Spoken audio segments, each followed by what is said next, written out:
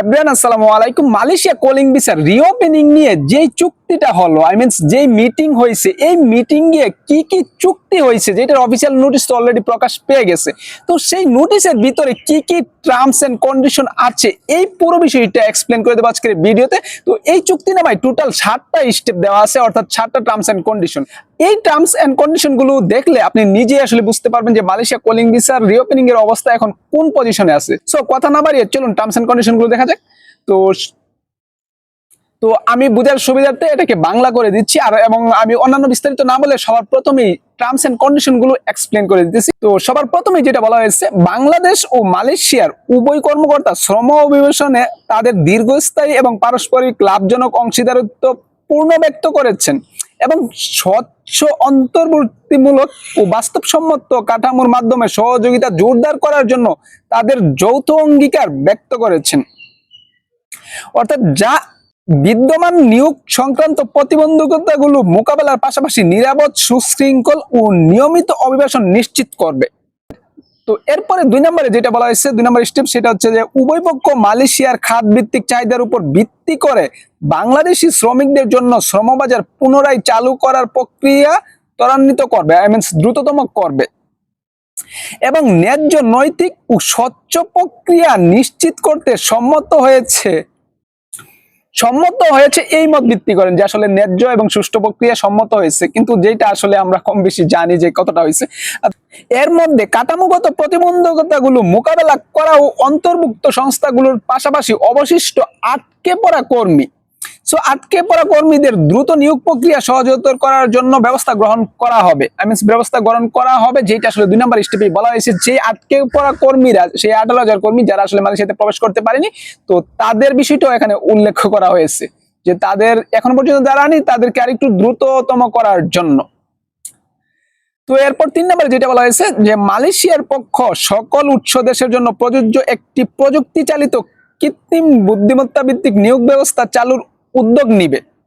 তো এর লক্ষ্য হলো যে আপনার অভিবাসন খরচ হ্রাস করা, নিয়োগ কর্মীরা যেন নিয়োগের সম্পূর্ণ খরচ বহন করে এবং কর্মীরা যেন শূন্য খরচে মালয়েশিয়া প্রবেশ করতে পারে।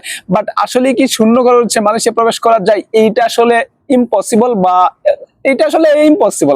তো এটা কম বেশি আমরা সবাই জানি। বৈশ্বিক উদ্যোগ হিসাবে এই ধরনের ডিজিটাল প্ল্যাটফর্ম বাস্তবায়ন করবে, অর্থাৎ ডিজিটাল প্রসেসিং করা হবে যাতে অনলাইনে সবকিছু করা হয়। বাট দিন শেষে অনলাইনে যা কিছুই করা হোক, সবকিছু কিন্তু আসলে এজেন্সি টু এজেন্সি করা হবে।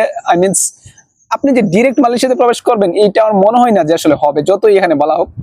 তো এরপর 4 নম্বরে যেটা বলা হয়েছে, 4 নম্বর স্টেপে, যে উভয় পক্ষ কর্মী নিয়োগে মানব পাচার সম্পর্কিত চলমান আইনি মামলা সংক্রান্ত উদ্যোগ নিয়ে আলোচনা করছে।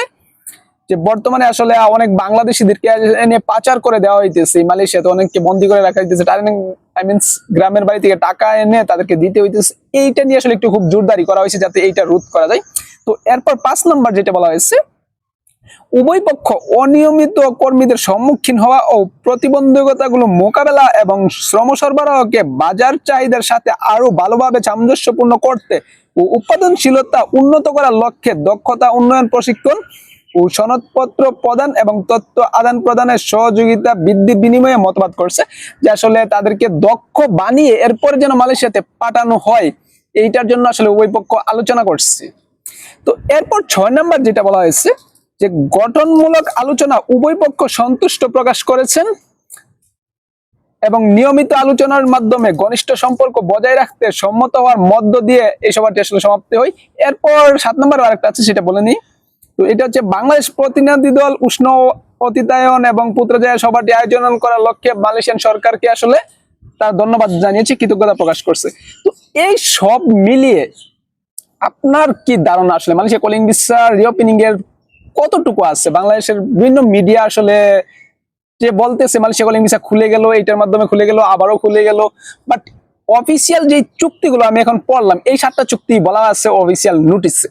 তো এই নোটিসে যে চুক্তিগুলো হলো, এইটা আসলে জাস্ট একটা চুক্তি সম্পাদন হয়েছে এবং এমওইউ চুক্তি তো আগেরটা ছিল, বাট আগেরটা যে বর্তমানে কার্যকর হবে কিনা এইটা নিয়েও আসলে দুয়াশা। তারা নতুন করে এমওইউ চুক্তি দেবে নতুন শর্ত নিয়ে, এটা যদি আসে তাহলে অবশ্যই আমি এক্সপ্লেন করব। সো এছাড়া সামনে নতুন কোনো আপডেট আসলে সেটা অবশ্যই আমি এক্সপ্লেন করব। আর সেই পর্যন্ত আপনি আমার চ্যানেলের পাশেই থাকতে পারেন। That's it, thanks for watching. আল্লাহ হাফেজ।